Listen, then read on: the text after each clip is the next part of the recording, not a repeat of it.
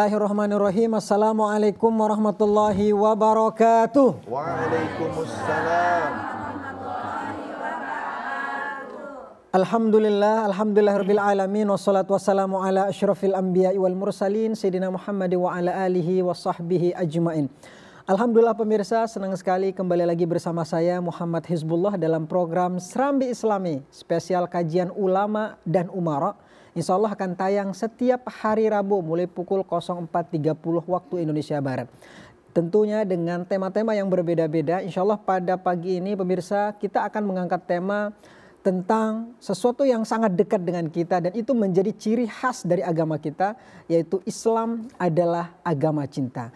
Mungkin di luar sana banyak yang mempersepsikan Islam itu adalah anti cinta.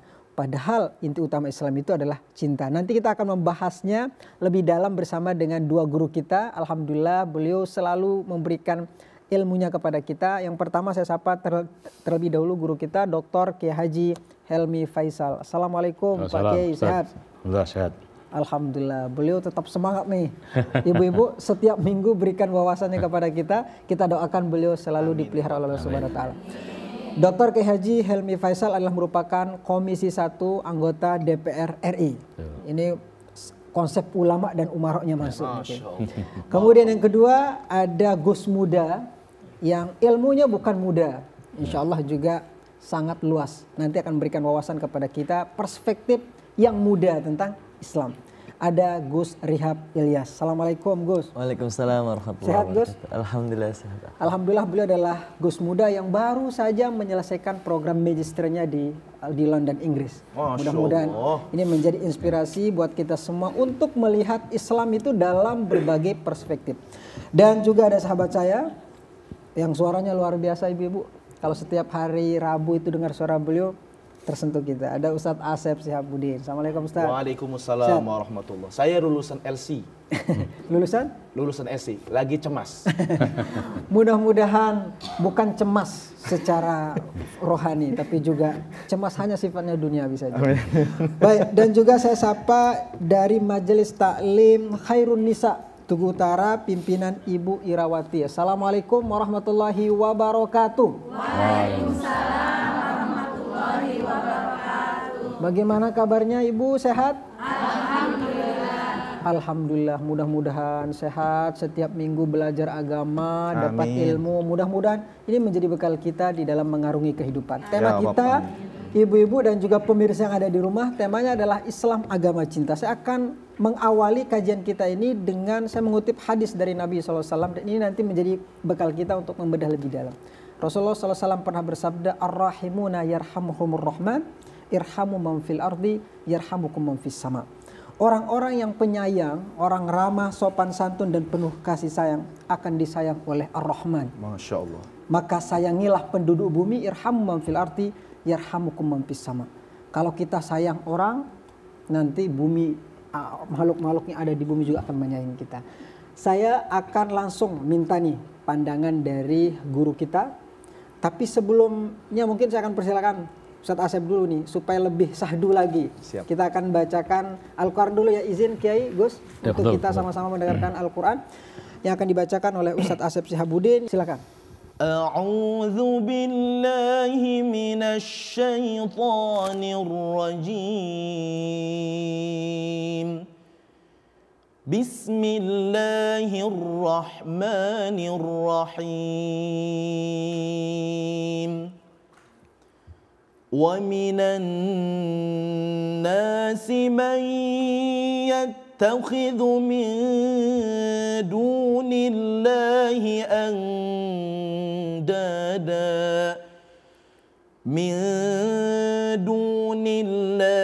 أَندَادًا يُحِبُّونَهُمْ كَحُبِّ اللَّهِ وَالَّذِينَ آمَنُوا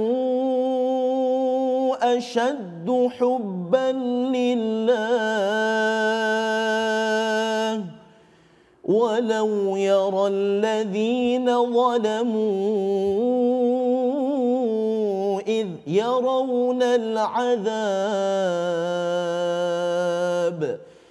annal quwwata lillahi jami'a wa anna Allaha syadidul adzab.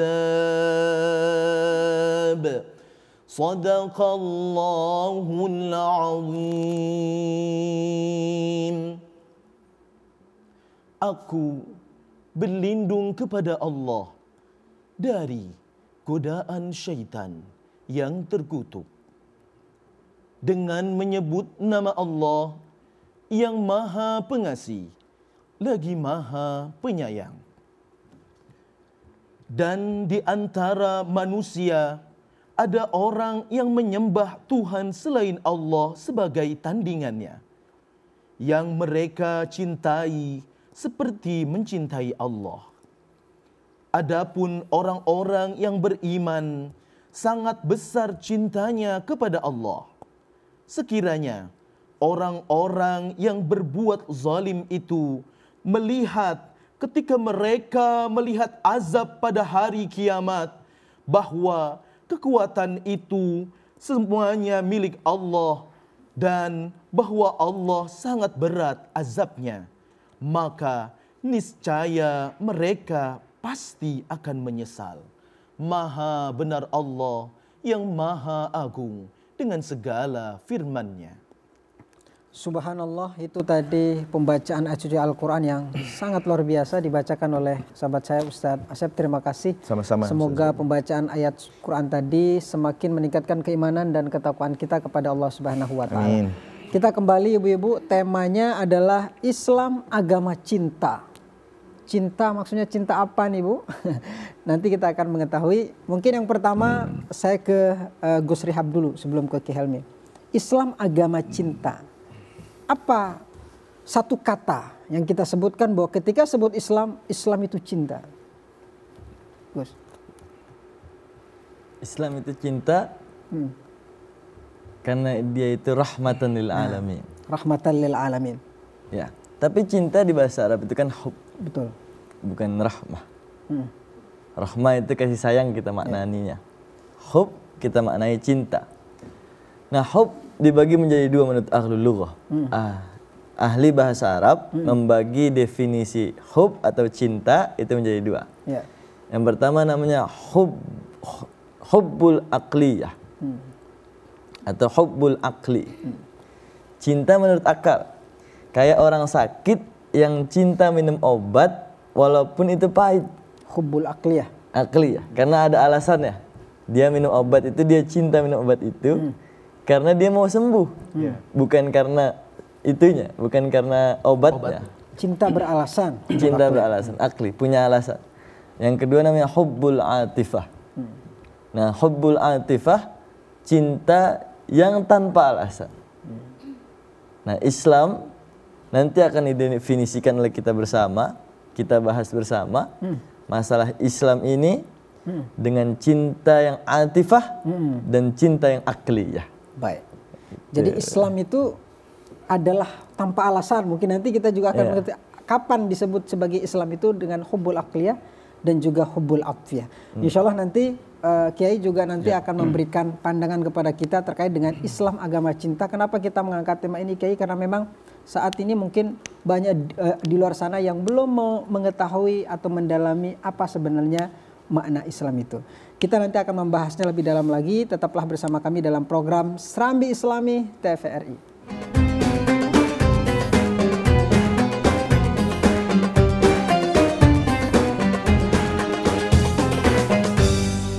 Terima kasih pemirsa, Anda masih bersama kami dalam program Serambi Islami spesial kajian ulama dan umara. Islam agama cinta. Ki Helmi, saya langsung saja. Ya, jadi cinta itu sebetulnya makom tertinggi dalam pencapaian kita kepada Allah itu. Ya. Karena kalau orang sudah punya cinta, maka dia menjadikan seluruhnya itu ibarat dalam satu rumpun keluarga. Jadi kita tidak lagi kemudian menebar marah, benci, permusuhan, dengki. itu karena cinta. Kita juga akan senantiasa berbuat baik, ya, bersedekah dan seterusnya itu juga karena cinta. Nah ini ngomong-ngomong soal cinta, dulu ada seorang bertanya kepada Kanjeng Nabi Sallallahu Alaihi Wasallam. Kemudian seorang itu bertanya kepada Kanjeng Nabi, ya Nabi, kiamat itu kapan datangnya? Ya. Lalu Nabi menjawab, hanya Allah yang tahu. Lalu seorang ini kemudian, ya kalau kita bahasa istilah kita ini kepo lah, nanya lagi sama Kanjeng Nabi. Kalau gitu kira-kira hari apa? Ya. Lalu Nabi kemudian menjawab, ya, kira-kira hari Jumat, tetapi tetap hanya Allah yang tahu. Makanya kalau malam Jumat kita biasa suka deras, baca Quran apa Yasin. Ya, kan bersiap-siap, siapa tahu besok sudah kiamat kan gitu. Ya. Nah, kemudian Nabi ini balik bertanya kepada si fulan ini. Dari tadi bertanya terus soal hari kiamat, apakah sudah siap dengan kematian dan hari kiamat. Nah, kalau model-model kita ditanya begitu sama Nabi kan pasti jawabnya, Nggak siap. waduh, kita jauh dari siap, Nabi, nah, ya kan?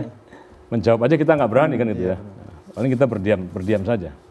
Nah, si fulan ini lantang, berani menjawab. Dia mengatakan, saya siap Nabi.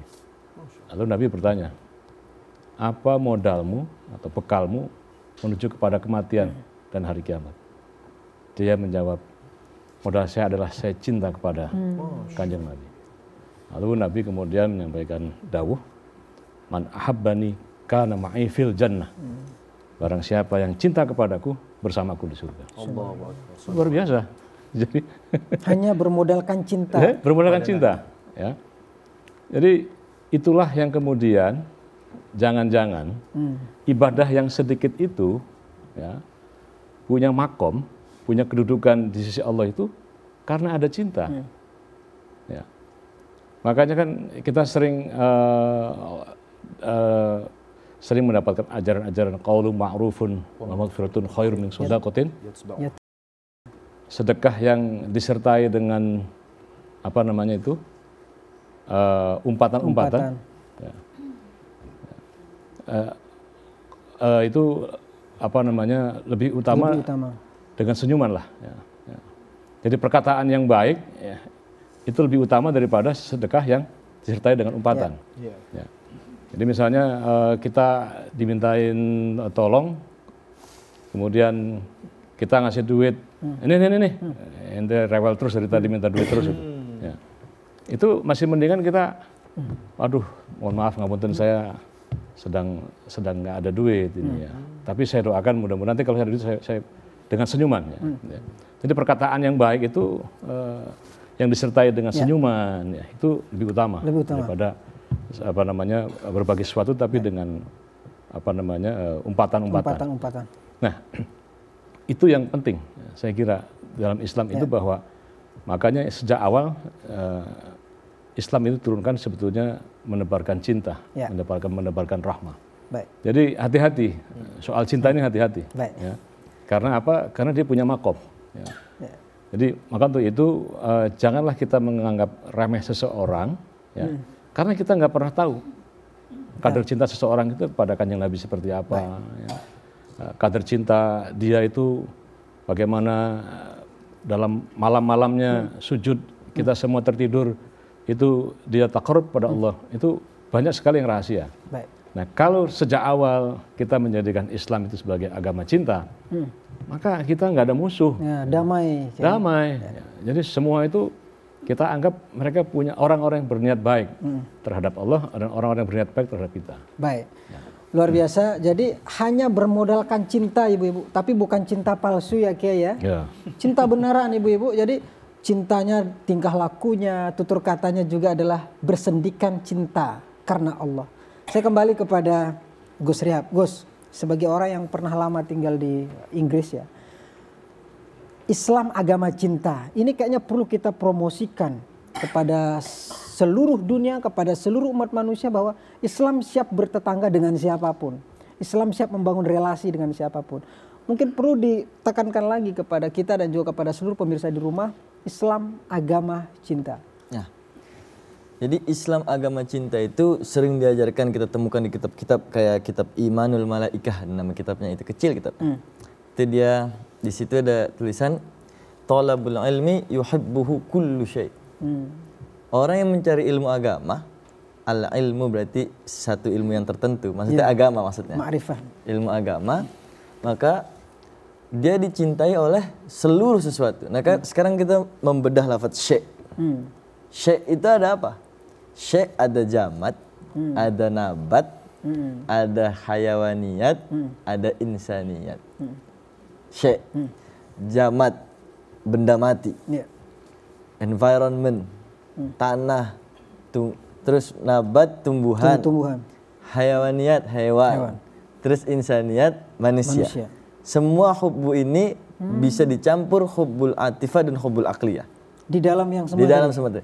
Jadi benda mati, kita menjaga environment, lingkungan, menjaga lingkungan kita agar tidak tercemar, menjaga udara kita agar tidak tercemar. Itu semuanya perintah Allah. Lebih dosa mana? Orang yang dosa nggak menurut kita? Orang misalkan mandi di bawah aliran sungai. Betul. Yang atas itu mencemari ke bawah. Ya dosa. Itu ajaran Islam. Itu jamat. Berarti kita harus mencintai kelestarian alam. Jamat kan mati batu-batuan. Itu harus kita jaga. Jangan eksploitasi terus-menerus tanpa menjaga ekosistem itu. Orang-orang nggak ngerti itu. Betul. Padahal itu ajaran kita duluan. Belum ada SDGs sekarang itu. Betul. Ya kan? Ya. Nah, habis itu nabat. Jadi kita nggak boleh membabat habis hutan. Jadi seluruh tumbuh-tumbuhan itu harus kita cintai. Subhanallah. Cintai akliyah dan atifah. Akliyahnya ya karena untuk menjaga udara kita, untuk lingkungan yang lebih baik. Atifahnya ya karena Allah. Udah, karena dia tumbuhan makhluk hidup, saya juga makhluk hidup. Apa bedanya makhluk sama makhluk? Nggak ada bedanya. Jadi saya harus mencintai dia. Habis itu hayawaniyat. Hayawan, binatang. Ya, mencintai hayawaniyat. Umar pernah marah. Ada orang nyembelih kambing di depan kambing. Oh, nggak boleh. Kata Umar, anta dzabahta hadha syat maratain. Kamu sembelih kambing yang hidup ini 2 kali. Dia ngelihat saudara kesembelih itu sama rasanya kayak disembelih. Jadi saya ngelihat saudara saya disembelih kan rasanya sama. Iya. Terus disembelih juga ujungnya. Nah, itu kecintaan terhadap binatang, makhluk. Hayawan. Jadi BKSDA itu orang-orang baik. Orang yang menjaga lingkungan, perhutani, BKSDA itu orang-orang baik. Nah, insaniyah itu sosial. Ya. Kemanusiaan. Nah, iya, semuanya ini makhluk. Semuanya bisa menggabungkan akliyah dan atifah. Saya cinta kepada ulama karena ulama mengajari saya. Ada karenanya. Akliyahnya ada. Atifahnya juga ada. Kadang saya disuruh ulama perintah yang nggak ngerti apa, tapi saya lakukan itu. Karena atifah. Gitu. Nah, kepada hewan juga kadang kita seperti itu. Gitu. Jadi luar biasa Ibu. Kita mungkin istilah-istilah ini mungkin kita anggap bahwa Barat yang pertama kali gitu, ya. Iya. Padahal hatta kepada binatang mungkin yang selama ini banyak digencarkan adalah cinta kepada sesama manusia, kemanusiaan. Tapi kita lupa kadang dalam konteks-konteks hayawan, nabat, kemudian yang tadi benda-benda mati itu juga adalah bagian. Lalu pertanyaannya adalah, kalau memang begini indah ajaran Islam, Gus, kenapa masih ada juga sebagian di luar sana yang membawa Islam bukan atas nama cinta? Apa sebenarnya yang salah?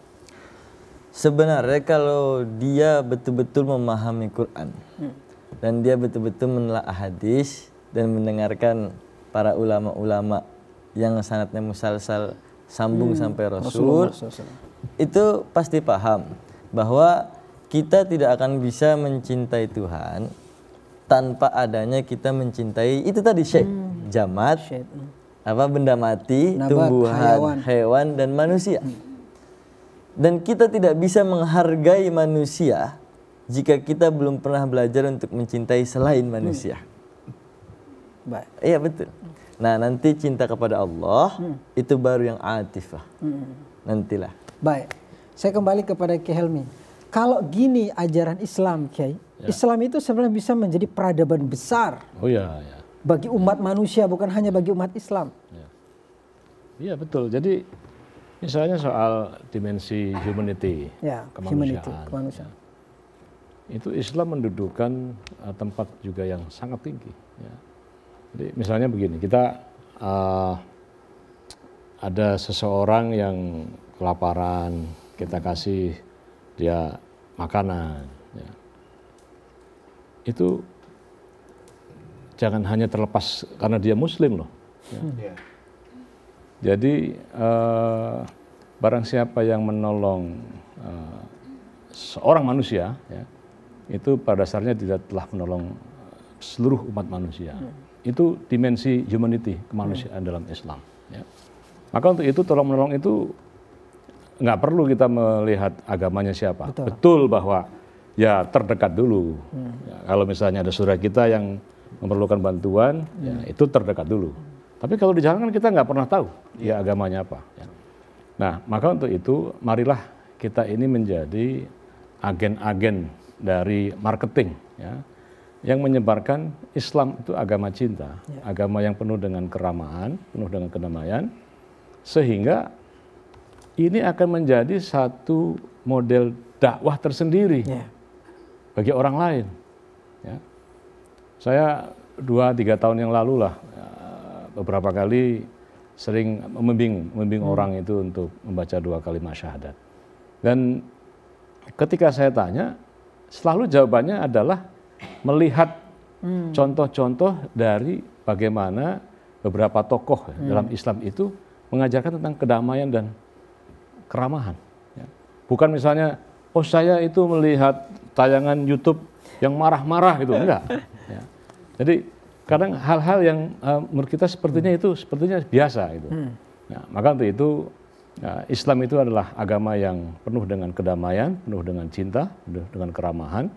Maka kita jangan mereduksi kemudian agama ini seolah-olah isinya ancaman, isinya kebencian, isinya permusuhan. Ya.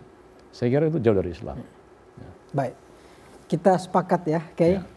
Islam, Gus, sudah memberikan rambu-rambu, bahkan tadi saya juga baru ngeh kita ya, yang disampaikan juga oleh Gus Rihab tadi, bahwa yang sifat yang tidak kasat mata juga kita disuruh untuk cintai. Mungkin tadi itu kalau cintai makhluk di bumi, mungkin apapun itu akan dicintai oleh malaikat. Insya Allah nanti kita akan membahasnya lebih dalam lagi, Kiai. Sesaat lagi tetaplah bersama kami dalam program Serambi Islami TVRI.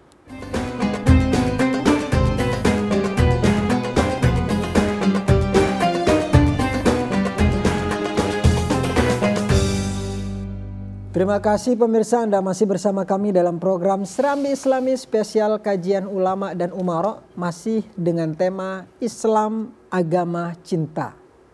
Bahkan tidak bisa ditanggalkan antara cinta dan juga Islam. Saya ke Gus Riyab. Gus, Islam rahmatan lil alamin cukup populer di berbagai belahan dunia. Tapi implementasinya ini masih abu-abu. Konsep Islam rahmatan lil alamin. Bisa dijelaskan? Ya, jadi Rasul menjelaskan di hadis-hadis yang sudah sering dibaca bahwa di langit itu Allah punya 100 rahmat, lalu 1 diturunkan ke bumi. Dan semuanya saling menyayangi dari 1 rahmat Allah. Nah, 1 rahmat Allah itu sampai binatang itu kalau anaknya mau nyusu yang kaki 4 itu mengangkat kakinya supaya nggak keinjak, kata Rasul gitu. Itu maksudnya, bagian dari rahmat itu? Ya, bagian dari rahmat itu masuk ke dalam hati kita, saling menyayangi kepada yang lain. Terus Rasul disebut rahmatan lil alamin. Rasul disebut sebagai rahmat kasih sayang untuk semesta alam ini. Jadi kehadiran Rasul itu kan risalah thauriyah. Jadi membawa utusan thauriyatul insaniyah, revolusi manusia total. Liutamima makarimal akhlak, untuk menyempurnakan kesempurnaan akhlak. Nah, akhlak itu bukan di etika. Jadi ini penjelasan ke Said Aqil Siraj. Akhlak itu bukan hanya sekedar etika. Akhlak itu revolusi mental, revolusi secara civilized, menjadi lebih beradab. Jadi orang tuh menjadi lebih beradab dengan kedatangannya ajaran Rasul yang didasari oleh kasih sayang sesama manusia. Tidak perlu melihat kata Bapak tadi apa dia latar belakangnya apa. Selama dia masih manusia ya dia manusia. Gitu. Selama dia masih manusia dia manusia. Bahkan Islam menyuruh kita mencintai yang tadi saya bilang. Ya. Barang mati. Barang mati. Barang mati, tumbuhan, hewan dan manusia. Gitu. Karena rahmatan lil alamin berarti mencakup seluruh alam. Ya. Nah, mudah-mudahan dengan kita belajar Islam setiap minggu, setiap bulan, itu kita semakin mengerti bahwa rahmatan lil alamin bukan hanya untuk manusia. Tapi manusia jelas sudah tercakup di situ. Kata alam. Iya, alamin. Kayak Rabbul alamin. Ya, Rabbul alamin. Nah, iya. Jadi kita harus mencintai seluruhnya. Nah, ketika kita mencintai seluruhnya, maka Allah akan cepat membukakan pintu maghfirah. Pintu maghfirah dari Allah. Gini, Sayyidina Umar itu melepas burung yang dijual oleh anak kecil. Anak kecil jual burung gereja. Kan Ra'aitu sabiyya yashtaril usfur kan kata dia. Saya tuh ada orang ulama mimpi ketemu Sayyidina Umar. Dia nanya, "Umar, Allah menolakku apa kepadamu?" Terus kata Sayyidina Umar, "Saya dimaafkan." Sebab apa kata orang itu? Sebab saya pernah beli burung gereja itu kecil, burung usfur. Terus saya beli dari anak kecil, saya lepas. Imam Ghazali dapat ampunan dari Allah gara-gara ada lalat yang nempel di tintanya. Ya gini. Terus pertanyaan kita kan, berarti pintu maghfirah Allah itu terbuka ketika kita menyayangi makhluk lain. Seekor lalat, seekor anjing, itu jelas derajatnya di bawah manusia. Bagaimana jika kita mencintai manusia dan menyayangi manusia? Subhanallah. Itu bukan hanya maghfirah. Jadi ketika, terus bagaimana? Pelacur ini itu amalannya buruk semua loh umpama. Sayyidina Umar amalannya baik semua. Kok bisa sama-sama dapat maghfirah? Oh gitu, itu beda urusan. Kalau itu beda urusan. Pelacur ini dapat maghfirah. Betul. Sayyidina Umar dapat maghfirah juga gara-gara burung, itu betul. Maghfirahnya datang dari burung yang dilepas Sayyidina Umar. Maafnya Allah. Tapi seluruh yang diamalkan Umar, wa kullu ma amila Umar li raf'id darajat. Untuk mengangkat derajat Sayyidina Umar di sisi Allah. Tetap pelacur ini dapat ampunan dari Allah, tapi makomnya di sisi Allah tidak mungkin setara dengan makomnya Sayyidina Umar. Baik. Luar biasa. Islam agama cinta. Inilah yang dimaksud dengan Islam rahmatan lil alamin, Ibu. Dan kita semua juga bisa menebarkan itu ya, Kiai ya. Saya kembali ke Kiai. Kalau mengenai cinta, ada nggak sih batasan cinta kepada manusia, Kiai?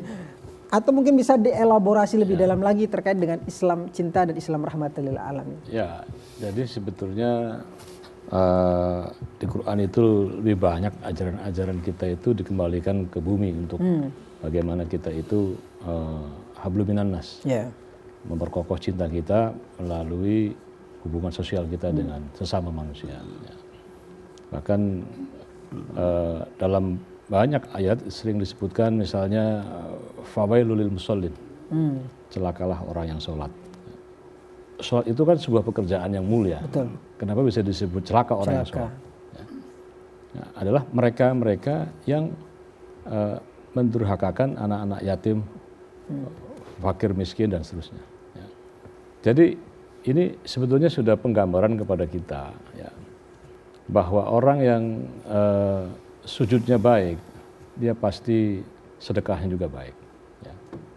Orang yang puasanya baik, dia juga pasti berbagi juga baik. Ya. Nah, kalau ada orang-orang yang sepertinya sholatnya baik, tapi dia itu jahat terhadap orang lain, ya, dia membenci orang lain, bermusuhan, bahkan pelit terhadap orang lain.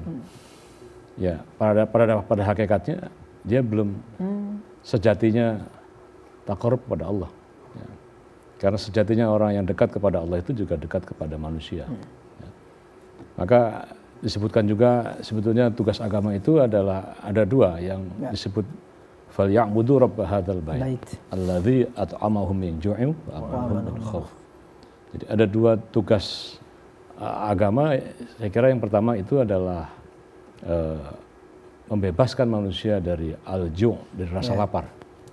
Ya. Artinya ya sedekah. Bagaimana kita mengurangi kemiskinan dan seterusnya. Ya. Yang kedua adalah al-khauf, ya, dari kecemasan, ya, dari ketakutan. Nah, orang-orang yang berilmu, yang tidak berilmu, orang-orang yang kurang pendidikannya, kan lebih banyak cemas.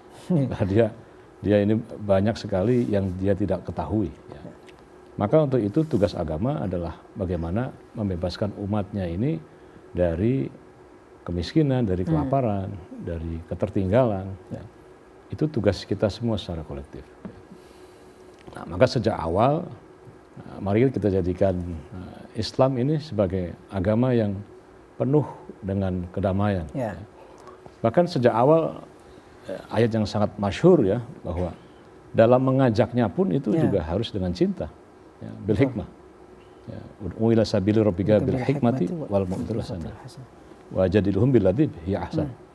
Bahkan kalau kita ini ada perbedaan juga harus diselesaikan dengan cara yang baik. Ya.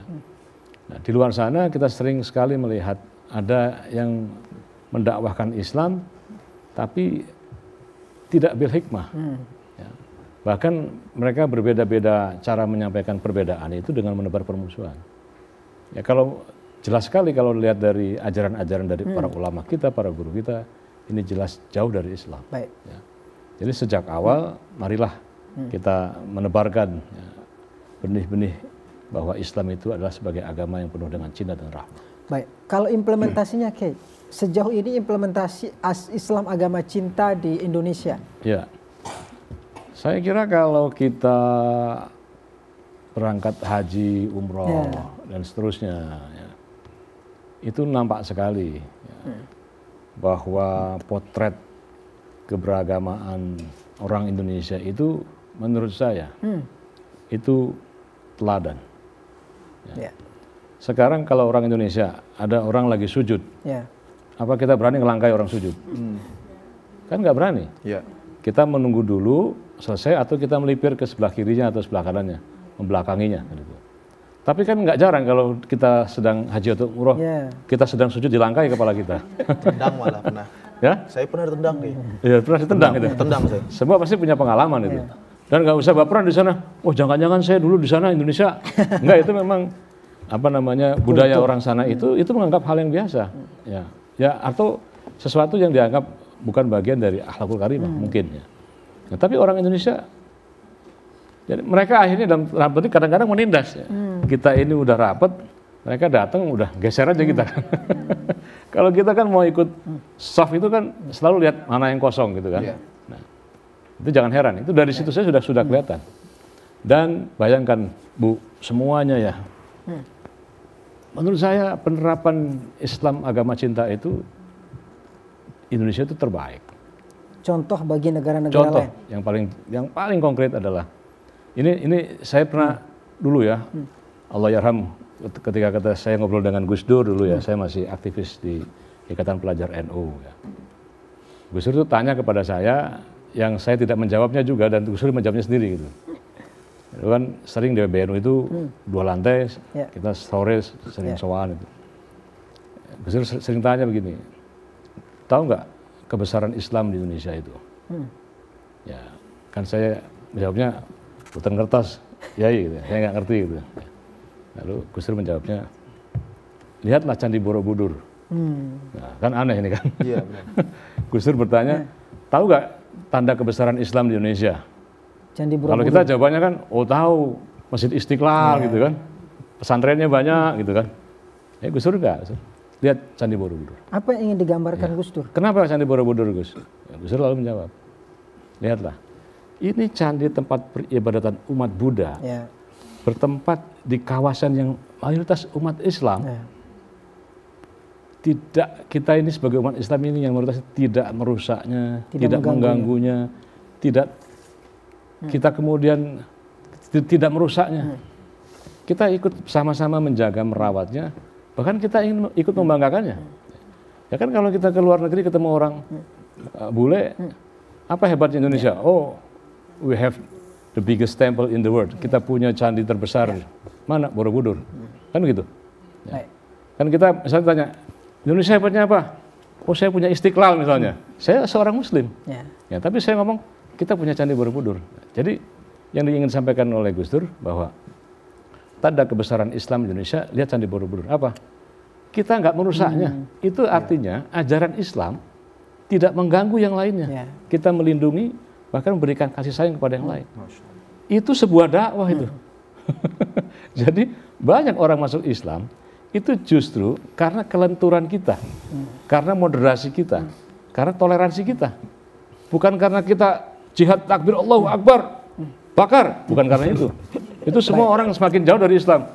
Wah, garang-garang ini orang Islam ini ternyata ya. Jadi bahkan Kiai kalau pernah saya baca juga bahwa salah satu kenapa Islam di Indonesia ini meskipun beragam suku budaya, yaitu yang disampaikan oleh Pak Kiai tadi adalah gara-gara penyebabnya punya moderasi. Sifat ya welas asih dan moderasi. Tapi di luar itu singkat Pak Kiai, apa tantangan dalam implementasi Islam cinta kita di Indonesia? Tantangannya adalah lagi-lagi sosial media, paham-paham transnasional yang masuk, ya, yang sedikit-sedikit jihad ngebom, sedikit-sedikit jihad ngebom, itu kadang-kadang oleh sebagian kalangan masyarakat itu dianggap sebagai kebenaran. Itu yang merusak, yang akhirnya menimbulkan permusuhan. Ya. Ya, jadi sedikit-sedikit kafir, sedikit-sedikit sesat. Ya. Jadi seolah-olah mereka yang punya surga. Gitu. Ya. Coba kita lihat lagi. Iya, kita lihat lagi. Ibu bapak mungkin sering ke Bali ya, pernah ke Bali. Di sana masyarakatnya mayoritas beragama apa Bu? Hindu. Ya.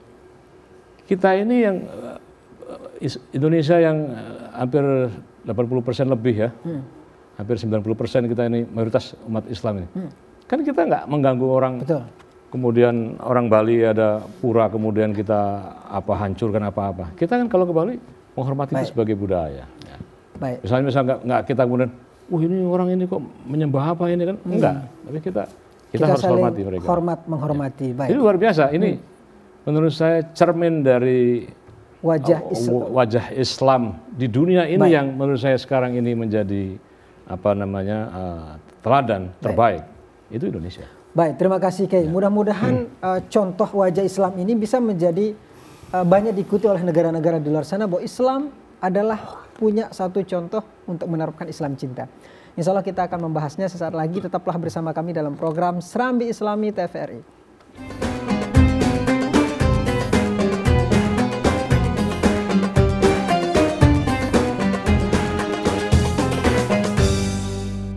Terima kasih pemirsa, Anda masih bersama kami dalam program Serambi Islami spesial kajian ulama dan umara, masih dengan tema Islam agama cinta. Tadi Kiai Helmi sudah memberikan contoh-contoh yang memang banyak peneliti dan ilmuwan mengakui itu Kiai. Bahkan ketika kita baca jurnal-jurnal internasional itu bahwa banyak negara-negara di luar sana ingin datang ke Indonesia untuk belajar konsep Islamnya seperti apa. Kok banyak agama, banyak bahasa, banyak budaya, tapi kok bisa akur di sini. Tetapi di luar itu, Gus, tantangan juga masih ada tentunya. Contohnya dalam Islam cinta, dalam agama cinta. Kita beberapa waktu lalu dihebohkan oleh adanya orang ninggal. Gus, mungkin saya nanti minta pandangan Gus. Ada orang ninggal yang tetangganya tuh nggak tahu sampai dia ninggal sampai udah mengering. Mohon maaf ya. Iya. Ini kan konsep Islam itu kan kayak sangat peka kepada selongkingan sosial. Ini mungkin ke depan, mungkin saya ke Gus. Apa yang perlu dibenahi lagi? Kan kita sudah punya konsep yang luar biasa nih, cinta kepada sesama. Tapi kok masih ada tetangga kita yang mati kita nggak tahu, entah karena motif kelaparan dan sebagainya. Bagaimana Anda melihat ini? Menurut saya suatu yang terjadi kalau fokus ke situ itu saya nggak bisa komentar apa lah. Tapi dalam masyarakat Indonesia kita sudah punya nilai yang sangat baik seperti yang disampaikan Pak M. Faisal. Sampai waktu saya itu belajar ilmu politik di University of Sussex dulu, International Development. Saya belajar American Culture waktu itu. Itu ada nama Abdurrahman Wahid dan ada Nurholis Majid. Yang masuk di sana? Masuk di sana, mereka mengabarkan di orang Middle East itu belum bisa seperti kita. Bahwa kita menerapkan, Gus Dur, Nurholis Majid, itu menerapkan negara republik yang bernilai masyarakat Islam. Ya, yang sesungguhnya. Jadi Islam yang sesungguhnya seperti itu. Dan itu dipelajari di London di satu matkul. Jadi itu cukup membanggakan untuk Indonesia, di mana kita itu sudah menjadi masyarakat Islam yang saling mencintai dan menghargai satu sama lain dan diakui di era internasional. Baik. Ya. Ini menurut saya suatu penghargaan yang sangat luar biasa yang kita tidak boleh mundur nih Kiai ya. Apalagi di Indonesia ada 2 ormas besar yang menjadi sumber kedamaian, inspirasi, bahkan banyak yang belajar kepada NU dan Muhammadiyah. Tapi kali ini Kiai saya ingin menampakkan pertanyaan dari media sosial. Saya akan minta kesediaan nanti dari Kiai Helmi untuk memberikan jawaban terkait dengan keresahan-keresahan makhluk digital. Manusia-manusia digital di luar sana. Oke, saya akan bacakan pertanyaannya. Assalamualaikum warahmatullahi wabarakatuh. Saya Indra dari Cirebon. Izin bertanya, bagaimana hukumnya bila seseorang yang mengaku beragama Islam tetapi perilakunya kepada orang lain jauh dari sifat kedamaian, bahkan cinta sesama Islam, sesama manusia. Islam tapi perilakunya bukan Islam. Bagaimana hukumnya? Oke. Ya, orang-orang yang ibadah mahdohnya itu baik tapi ibadah sosialnya itu buruk, ya pada hakikatnya menurut saya dia belum sejatinya menjadi seorang yang kafah. Karena sekali lagi Islam itu adalah agama kemanusiaan. Betul. Agama yang sejak awal itu mendorong umatnya agar senantiasa mau saling tolong menolong, saling membantu, ya, saling mengasihi, ya, kemudian juga saling memberikan perlindungan, ya. Tidak kemudian dia kemudian beribadah justru semakin menjauhkan mereka dari kehidupan sosial bertetangga atau membantu yang lainnya. Itu sama sekali jauh dari Islam. Ya. Nah, maka kalau kita melihat guru-guru kita pada kehidupan sehari-hari kita, ya, contoh ulama-ulama kita, kiai-kiai kita di pesantren, coba kita lihat. Ya. Dia 24 jam waktunya itu untuk memberikan pengajaran. Kadang-kadang masyarakat datang ke situ. Ya. Ada kiai, ini anak saya sakit, mohon doanya. Kiai, saya punya utang ini kiai. Ya. Saya dikejar-kejar debt collector ini kiai. Saya sudah nggak berani pulang. Ya. Banyak sekali. Dan kiai-kiai itu nggak pernah merasa lelah untuk memberikan bantuan pertolongan kepada masyarakat. Itu sebetulnya cermin yang luar biasa bahwa para ulama, para kiai itu mereka dari segi ibadah mahdohnya kita semua tahu, ya, orang-orang yang bahkan ngelakoni, ya, ada tirakatnya juga mereka itu, ada puasanya, ada sholat malamnya, ada menjalankan berbagai macam upaya-upaya ataupun khususiyah, ya.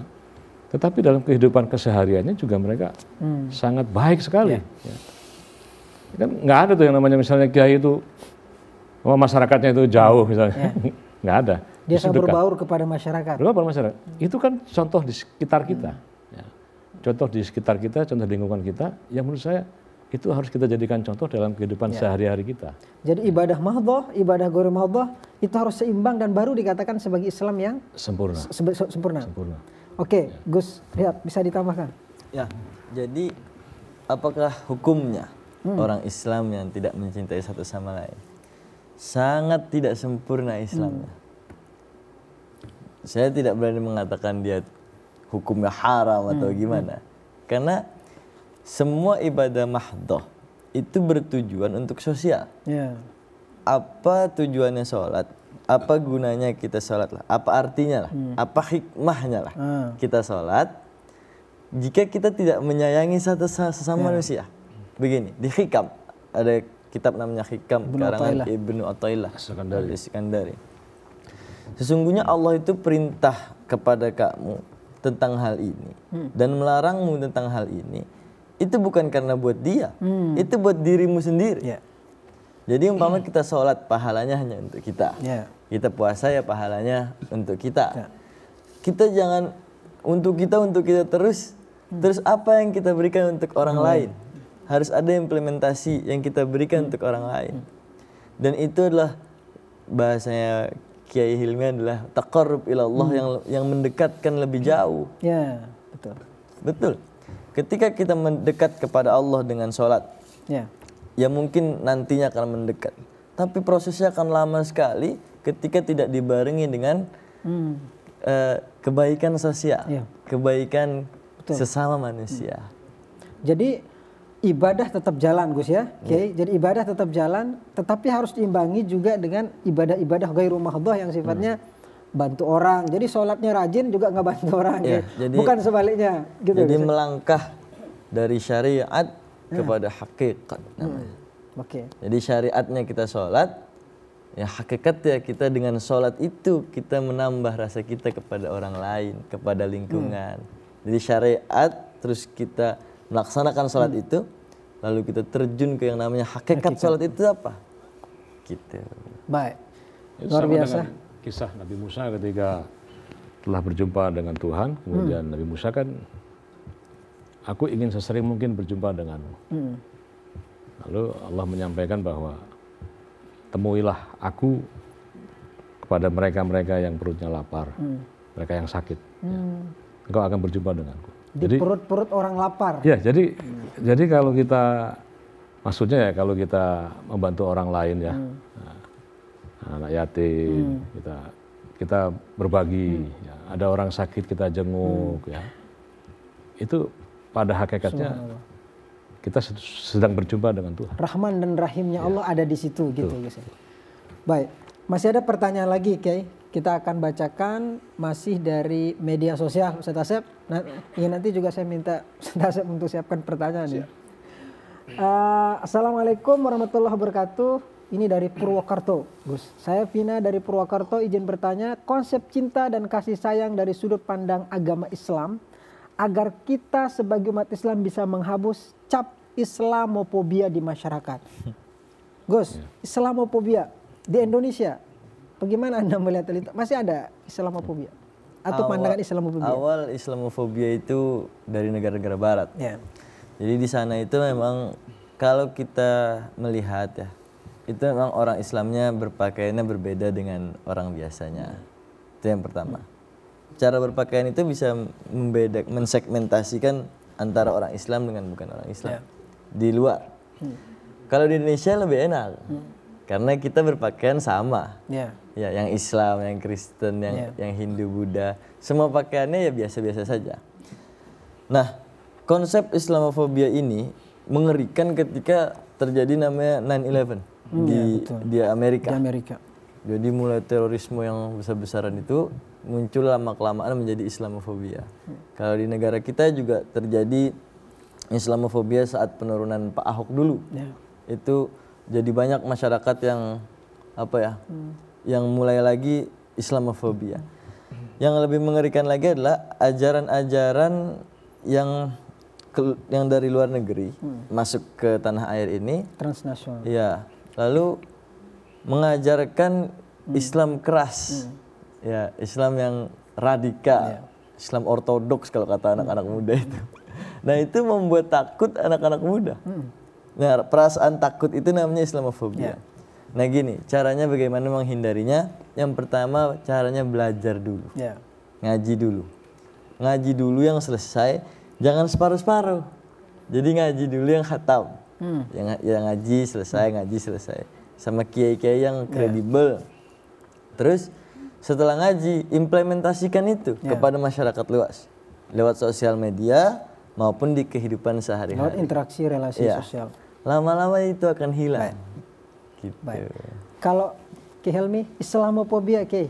Ya, itu kan berangkat dari ketakutan yang berlebihan atas ulah dari oknum segelintir orang-orang yang mengatasnamakan Islam, tapi mengajarkan Islam dengan cara yang salah. Ya. Tadi yang disebut oleh Gus Rihab bahwa ada sekelompok Islam garis keras. Ya. Yes, kita kalau lihat ISIS kan, luar biasa itu. NII. Mereka itu kerasnya ya. Bahkan makam-makam dari para nabi, para aulia aja dibabati semua ya. Ya, itu yang jadi sudah nggak ada ukhuwah Islamiyah, udah nggak ada apa namanya ukhuwah insaniyah itu. Mereka itu tapi mengatasnamakan Islam dengan menggunakan identitas baju-baju simbol-simbol Islam. Ya. Ya. Padahal kan harus dibedakan sebetulnya antara ajaran Islam di satu sisi dengan budaya Arab di sisi yang lain. Ya. Jadi kan kalau orang Indonesia kita sholat pakai sarung, pakai kopiah, pakai batik. Ya. Ya. Ini kan budaya orang Indonesia itu pakai apa namanya sarung, pakai batik, pakai kopiah. Nah sebetulnya kalau di Arab ya itu menggunakan gamis. Ya. Nah apakah orang yang sholat dengan menggunakan gamis itu lebih utama daripada yang menggunakan batik? Ya bukan di situ masalahnya. Belum tentu kayak. Ya kan. Kalau secara syar'inya ya kita bagaimana dia membacakan Al-Fatihah itu makhrajnya bener apa enggak, rukun-rukunnya bener apa enggak, semuanya kan itu. Nah, jadi Islamophobia itu adalah ketakutan dari sekelompok atau negara terhadap adanya orang yang mengatasnamakan agama, ya. Kemudian dia misalnya begini, tiba-tiba di pesawat ada orang, ya kalau kita lihat ISIS kan bajunya begitu khas gitu, tiba-tiba masuk di pesawat, kan orang udah ketakutan ini. Wah, jangan-jangan bawa bom. Jangan-jangan dia bawa bom. Padahal mungkin orang ini dari suku tertentu memang bajunya begitu. Betul. Nah, jadi mereka langsung mungkin dari mau naik pesawat udah dilarang masuk mungkin ini, periksa dan seterusnya dan seterusnya.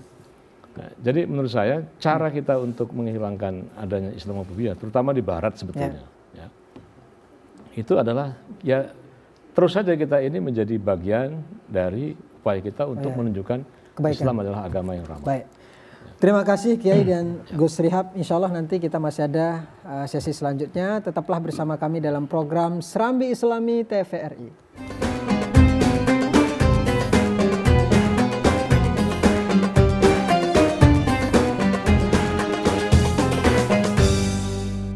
Terima kasih pemirsa, Anda masih bersama kami dalam program Serambi Islami spesial kajian ulama dan umara, masih dengan tema Islam Agama Cinta. Ibu-ibu dengar penjelasan tadi dari Gus dan juga dari Kiai, udah muncul cintanya Bu ya? Udah. Dengan tetangga nanti saling cinta ya kan? Asal jangan sama suami orang, Ibu nggak boleh. Baik, kita akan kembali dan nanti juga spesial pada segmen ini Kiai, Gus, serta saya kita akan berikan pertanyaan kepada ibu-ibu kita yang cantik-cantik ini ya untuk bertanya tentang Islam agama cinta. Mungkin kita langsung saja Kiai ya. Silakan siapa yang ingin bertanya? Silakan. Assalamualaikum warahmatullahi wabarakatuh. Waalaikumsalam warahmatullahi wabarakatuh. Nama saya Wiwi dari Majelis Taklim Khairun Nisa, ingin bertanya. Bagaimana di Indonesia banyak organisasi Islam yang berbeda-beda. Apakah dari perbedaan itu dapat timbul cinta dan kasih dalam persatuan? Baik, terima kasih Ibu Wiwi. Luar biasa pertanyaannya. Karena tentang organisasi, nggak ada mungkin di sini yang lebih pakar daripada beliau nih. Kepada Kiai Helmi, karena beliau cukup aktif di bidang organisasi terbesar di Indonesia.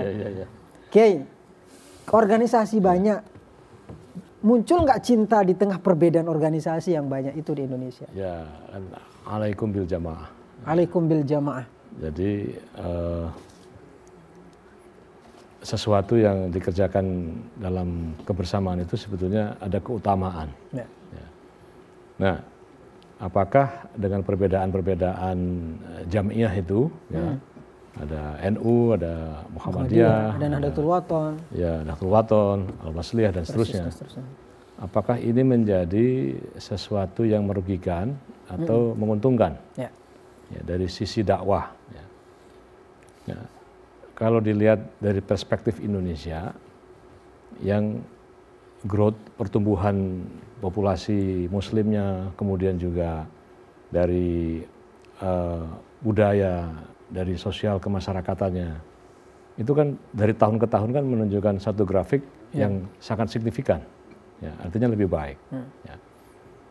Saya kira keberadaan ormas-ormas itu memunculkan sisi positif, ya, bahwa ada perbedaan-perbedaan madhab dan seterusnya, itu menjadi sesuatu yang lumrah, ya, karena Allah sendiri kan menciptakan manusia dalam keadaan berbeda. Berbeda-beda. Ya.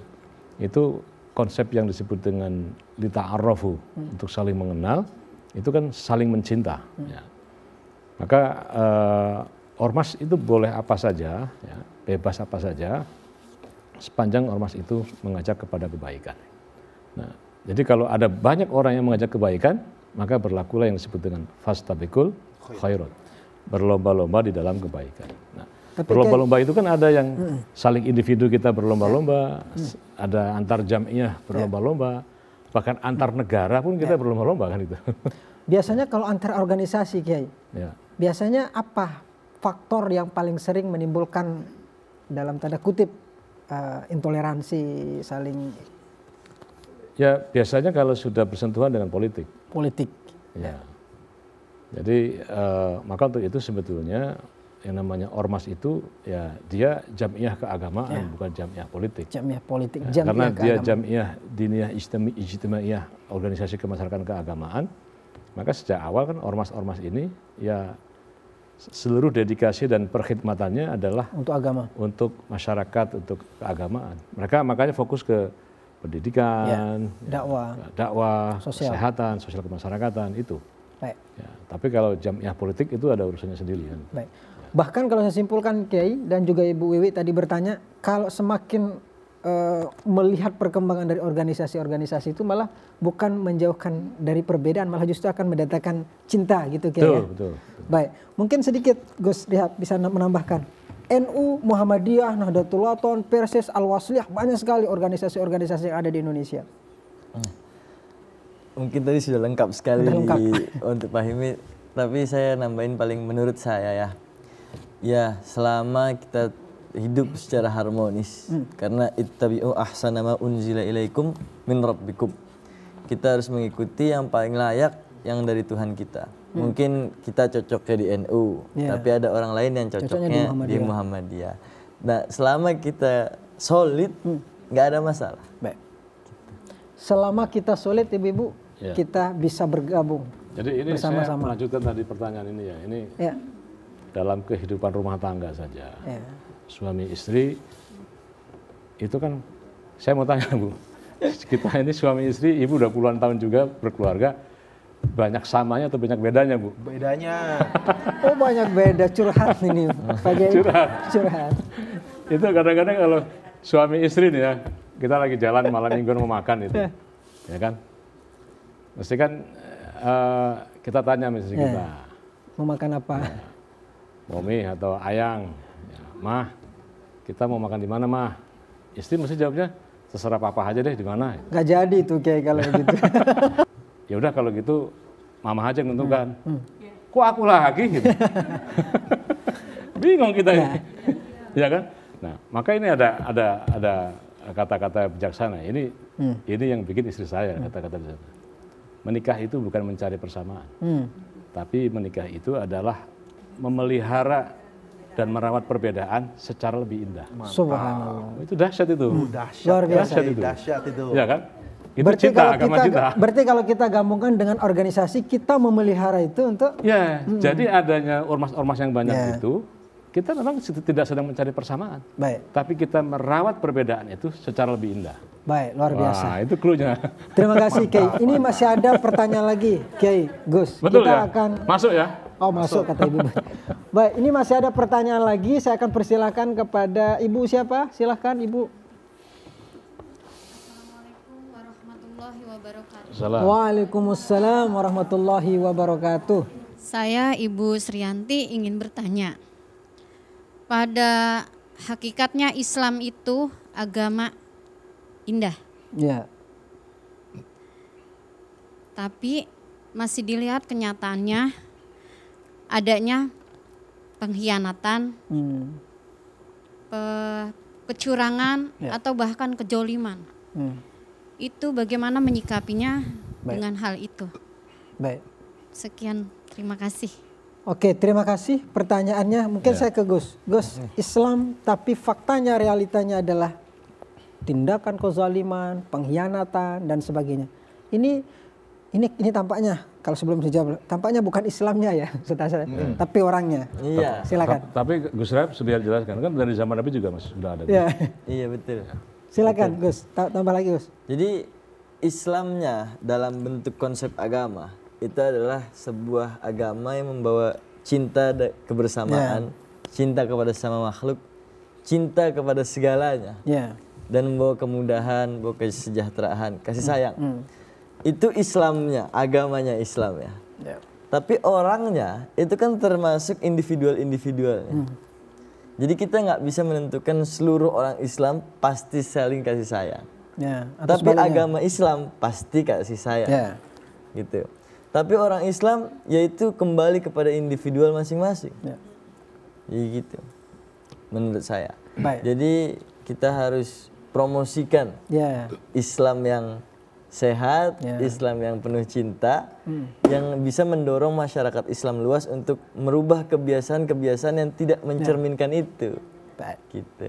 Jadi tindakan kezaliman, intoleran dan ketidakadilan itu masih menjadi PR, Pak Kiai ya? Mungkin ya, jadi gini, harus dibedain ya. Antara ajaran Islam di satu sisi dengan perilaku orang Islam. Sisi yang lain. Kalau Islam sebagai ajaran sempurna. Nggak ada yang kurang. Sahih. Ya, tetapi perilaku orang yang beragama ini, ya kan ada saja orang-orang yang kemudian mencemarkan Islam dengan perbuatan dolim dan seterusnya. Nggak usah orang lain lah, kita saja kadang-kadang juga secara nggak sadar juga kita kan kadang-kadang juga dolim terhadap diri sendiri, terhadap yang lainnya. Jadi sejak zaman Nabi sudah ada yang namanya kemungkaran dan seterusnya. Bahkan sampai Nabi wafat juga kan kemungkaran itu masih tetap ada. Bukan berarti kita ini harus menolkan semua kejahatan. Ya, itu ikhtiarnya. Ikhtiarnya. Karena jangan-jangan kita sendiri juga menjadi bagian dari yang harus dibenerin gitu kan. Jadi menurut saya kita nggak usah, jadi begini, mata kita menurut saya nggak usah terlalu banyak untuk melihat kekurangan orang lain. Jadi kita nanti lupa memperbaiki diri sendiri. Perbanyaklah waktu kita itu untuk melototin apa yang menjadi ulah kita untuk kemudian kita perbaiki. Jadi kita harus berbanyak melihat kesalahan kita agar kita punya banyak waktu dan kesempatan untuk memperbaiki diri sendiri. Baik, terima kasih banyak Kiai Helmi dan juga Gus Rihab. Intinya adalah Islam itu baik, tapi ini menjadi beban kita juga untuk membawa Islam itu tetap sebagai agama cinta. Sesaat lagi tetaplah bersama kami dalam program Serambi Islami TVRI.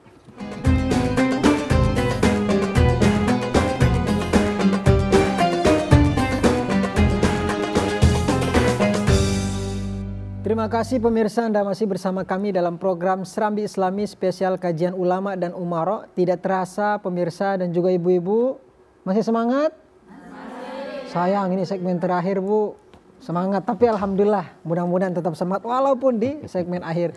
Temanya masih tentang Islam agama cinta. Di segmen terakhir kali ini kita juga akan, saya akan minta nih kepada Ustadz Asep juga nih untuk kalau sebut Islam agama cinta, apa yang mungkin ingin disampaikan atau mungkin yang menjadi keluhannya? Silakan Ustaz. Baik, izin Kiai, izin Gus. Betul.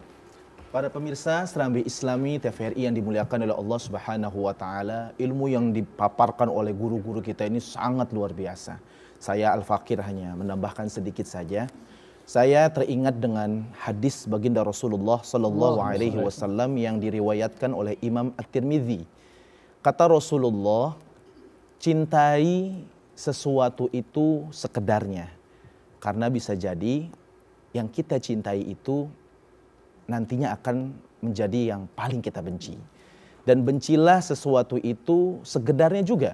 Karena bisa jadi sesuatu yang sangat kita benci itu adalah menjadi sesuatu yang paling kita cintai. Kira-kira itu keluhnya. Kira-kira cintanya ini cinta berlebih atau cinta sekadar Ibu? Yang sedang-sedang. Kayak lagu itu. Tapi kalau konsep Islam, tadi sudah dijelaskan oleh guru-guru kita, ada Kiai Helmi dan juga Gus Rihab. Terakhir nih, saya minta kesediaan dari guru kita, Kiai Helmi Faisal untuk memberikan, mungkin ada yang baru bergabung bersama kita di rumah terkait dengan tema kita Islam Agama Cinta, sekaligus memberikan kesimpulan dalam kajian kita pada pagi ini. Silakan Kiai. Ya, jadi sebetulnya jalan kita menuju ke surga itu dekat dengan kita, nggak jauh. Dan sebaliknya, jalan menuju ke neraka juga dekat sekali dengan kita. Nah, jalan menuju kepada surga itu, pintunya itu adalah dengan cinta, dan jalan menuju ke neraka itu adalah kuncinya dengan benci. Ya. Maka cinta itu mendekatkan dan benci itu menjauhkan. Mantap. Ya. Luar biasa, cinta mendekatkan. Kalau cinta mendekatkan, saya pun insya Allah akan siap mendekat, Kiai. Ya. Tentunya menjalankan, dalam konteks tema kita adalah menjalankan daripada ajaran-ajaran agama kita, ajaran Islam. Selanjutnya, Gus Muda, Gus Rihab Ilyas, tafadhal. Baik, jadi kesimpulannya Islam adalah agama yang membawa kemudahan, membawa kasih sayang sama makhluk, membawa kasih sayang sama makhluk, lingkungan, binatang, sesama manusia, tanpa melihat latar belakang apapun. Jadi untuk mendekatkan diri kepada Allah, melanjut perkataan Kiai Hilmi, kita butuh kecintaan kepada sesama. Baik. Gitu. Agama cinta adalah agama yang selalu memperhatikan untuk kebaikan bersama, gitu ya, Kiai. Gus, terima kasih banyak sudah memberikan ilmunya kepada kita pada pagi ini. Ibu-ibu juga terima kasih. Terakhir kita seperti biasa, Ustaz Asep akan minta kesediaan dari guru kita. Untuk kali ini, segmen kali ini saya persilahkan kepada Kiai Helmi Faisal untuk memimpin doa buat kita semua. Sebaik-baiknya doa itu adalah sholawat. Ya. Maka untuk itu saya mengajak kita semua membaca sholawat ashghil. Ayo. Ya, karena di situ sudah ada doa dan agar kita senantiasa bersama dengan Kanjeng Nabi. Untuk itu saya minta Ustaz Asep ini untuk memimpin sholawat ashghil. Baik. Bismillahirrahmanirrahim. Allahumma salli ala sayyidina Muhammad wa ashghili zalimin bil zalimin. Allahumma salli ala sayyidina Muhammad wa ashghili zalimin bil zalimin wa akhrijna min bainihim salimin wa ala alihi wa sahbihi ajma'in. Rabbana atina. Okay. Bismillahirrahmanirrahim. Allahumma salli wa sallim wa barik ala sayyidina Muhammad wa ala ali sayyidina Muhammad. Allahumma inna nas'aluka ridhaka wal jannah. Amin. Wa na'udzubika min sakhatika wan nar. Rabbana atina fid dunya hasanah wa fil akhirati wa qina adzabannar. Wa sallallahu ala sayyidina Muhammad wa ala sayyidina Muhammad. Subhana rabbika rabbil izzati. Assalamualaikum warahmatullahi wabarakatuh. Sirrul Fatihah. A'udzubillahi minasyaitonir rajim. Bismillahirrahmanirrahim.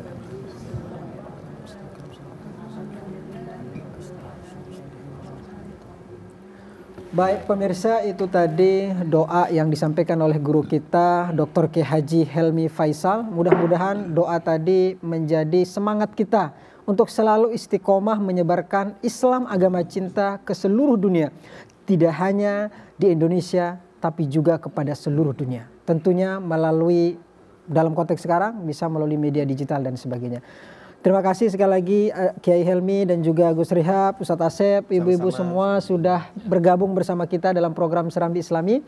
Akhirnya saya Muhammad Hizbullah mengucapkan terima kasih, mohon maaf atas segala kekurangan. Sampai jumpa, sekian. Wassalamualaikum warahmatullahi wabarakatuh. Waalaikumsalam warahmatullahi wabarakatuh. Komarun, Komarun sidanan Nabi Komarun wajami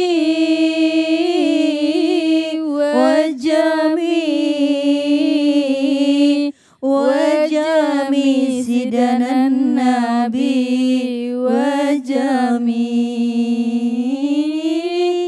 Komarun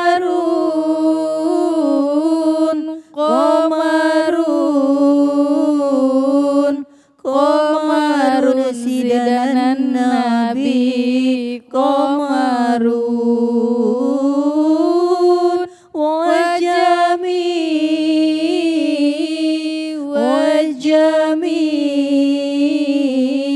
wajami sidanan Nabi wajami